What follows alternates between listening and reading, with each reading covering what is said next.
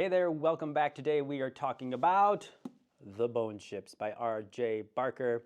A decent sized book, about 460 some pages. Took me about a week to read, and I really enjoyed it. We're going to start with no spoilers for a while, and then we'll jump to spoilers at the end. So, what is this book about, The Bone Ships? Well, there are two warring states in this world. A world mostly covered with water, so they're separated by a vast sea. And these people, they've just been fighting each other forever. Now, it used to be, in the past, that the world was also inhabited by sea dragons. And so these two sides, they would go and hunt these sea dragons because they would use their bones to make their ships. So all the ships they have in the world are made from these dragon bones. So they're these big, bright white ships. And eventually, though, they hunted them into extinction. So for many years, there hasn't been a single sea dragon around. But these two sides, they keep on fighting, keep fighting each other. And they even ask, one character asks another character, he's like, why do we fight these people? And he's like, because they fight us. And why do we fight them? Because they fight us. It's just like, we only fight because we fight. You know, before it was because of the sea dragons, but now they're gone and we still fight. So that's the world they live in. When we come into contact with our characters, it's been so long since a sea dragon has been seen. None of the people we meet here have seen one. And it's gotten to the point where they figure they're just never coming back. But one is back. And that's where our story takes us. We meet a captain of a ship, but not a noble ship. He is captain of a black ship, a ship of the dead, a ship of criminals and rejects who are deemed not worthy to serve in the fleet. So you get stuck on this black ship where really you just live out your life at sea doing menial tasks, and really nobody cares a lick about you anymore. So yeah, he's got this wonderful job being captain of this ship, but it isn't long before he's usurped. We meet this woman named Lucky Mies, who basically just takes the captainship from him. You know, she finds him drunk and lazy, and he can't really put up much of a fight. So now we have a new captain. And the first quarter of this book really is about the relationship between Lucky Mies, the new captain, and Joran, the old captain, who's the whole time he's always thinking, he's like, I'm going to take this ship back from you. Yeah, I'm just letting you do this now, but as soon as I'm ready, I'm taking this back. But part of him also knows that he's too lazy and he doesn't have the motivation to do it. So for some reason, she takes him under her wing as her first mate. So she starts to build him up in her image, you know, even though she just took the captainship away from him. She's like, follow me, watch and learn. And she teaches him without teaching him. You know, kind of just has him follow her around, see how she deals with people, telling him little things here and there. So it's an interesting relationship right from the beginning. The second quarter of the book is where we get to the big secret of the world, that one of these sea dragons has come back. Now, there are people trying to keep this a secret, because they think, or they know, when everyone finds out this dragon is back, everyone's going to go hunt it. It's going to start up even more fighting than there has been recently. And there's some people who are tired of the endless fighting, the endless wars, on both sides. So our group, they get tasked with escorting this sea dragon, escorting it as it makes its journey from the south of the sea all the way up to the far north, where nobody else dares to go. They have to escort it, protect it, and then when it gets up there, they're told, then you can kill it. Let it sink to the bottom of the sea so nobody can have its bones. Because if somebody gets it and kills it and gets its bones, it's just going to be trouble for everyone. So that's really what our journey is about. This ship of rejects and criminals, they're tasked with escorting the sea dragon, fighting whoever comes along, whether it's their side or the other side, making sure nobody gets this thing, and then when it gets to its end destination, kill it and make sure nobody can harvest its bones.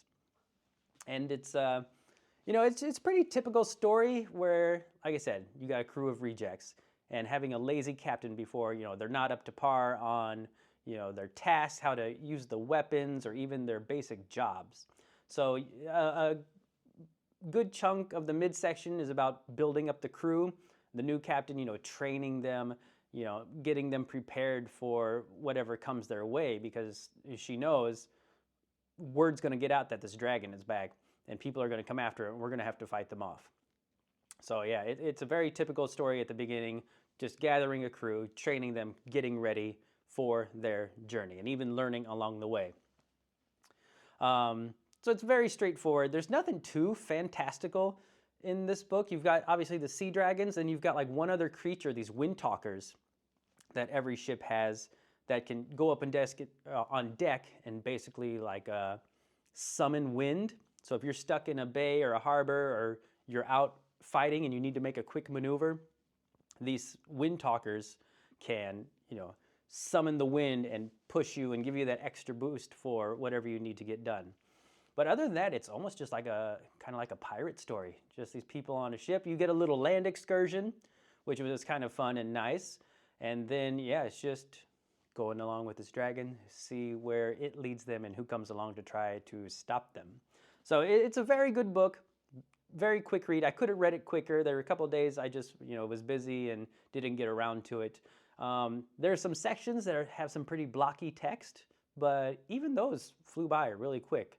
And one thing I like, I don't know if the next book has this, but at the beginning at least for me, it has short chapters, and I like that.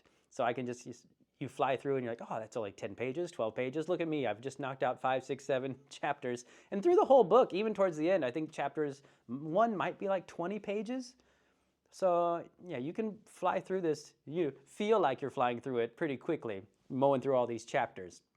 So yeah, I guess that's really all I have to say for no spoilers. It's a good book. It's a good read. Definitely makes me want to read the next one. It is a complete story, I feel, though, too, because when they get to the end of their journey and what happens at the end, you can almost read it and stop and then probably come back to it later, too. I think it has a very good ending point. No cliffhangers where you're like, oh, I have to read the next one right now. So, yeah, I really like it. I think you will, too. We're going to jump to spoilers. So if you haven't read it, stop here, like and subscribe to the channel if you would do so. And yeah, we're going to jump to spoilers. So we'll see you next time. Spoiler talk. 3, 2, 1. You know what I usually do in these reviews, I just jump right to the end because that's where the spoilers are. And I would have to say the end was fun. Having that battle, having some people flip sides at the end, I thought was interesting. I can't say it was surprising because I forget the name, but the one person on one of the escort ships who was kind of giving them dirty looks the whole time, and then at the end, oh yeah, that's the one who betrayed you. I thought maybe he might wait it out and maybe do something with that in a later story, but no, we got it at the end. So it was kind of fun when she kind of turned to look at the other ship, and that captain was Aaron was like strung up by the ropes, and you're like, oh, here we go.